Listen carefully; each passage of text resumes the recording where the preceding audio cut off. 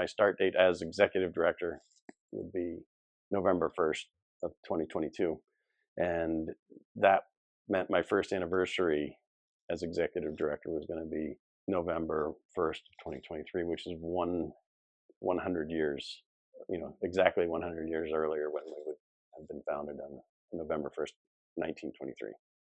So I found a little bit of, personal joy in that serendipity that I'd be celebrating a first anniversary while the agency celebrated 100th.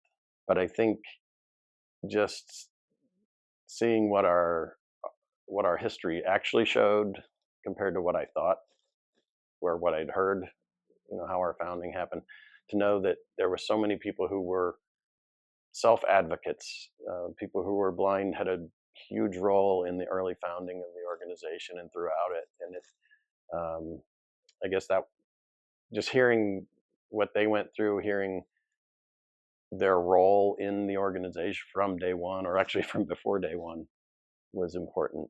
It was always important. I'd always heard of the generous donors and the important, like the people of society that were the movers and shakers of that era, that they made it happen as well, which was part of it. But there was this whole self-advocacy, this whole part that I wasn't aware of, and it meant a lot to know that that's our roots as well. I think the other part that really has helped me is in this past year as the director is to see that we have this similar mission, very similar from what it was 100 years ago, to empower independence and enrich the lives of people who are blind or visually impaired.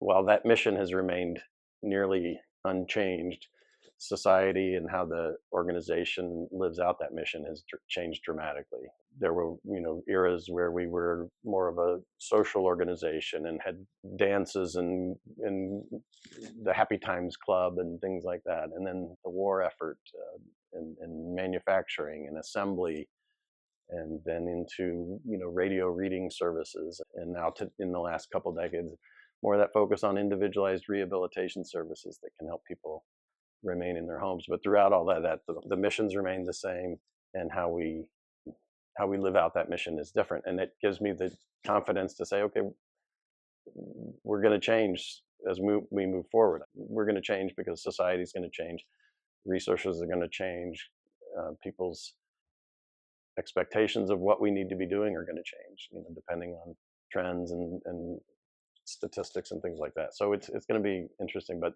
the mission will live on because the need is there.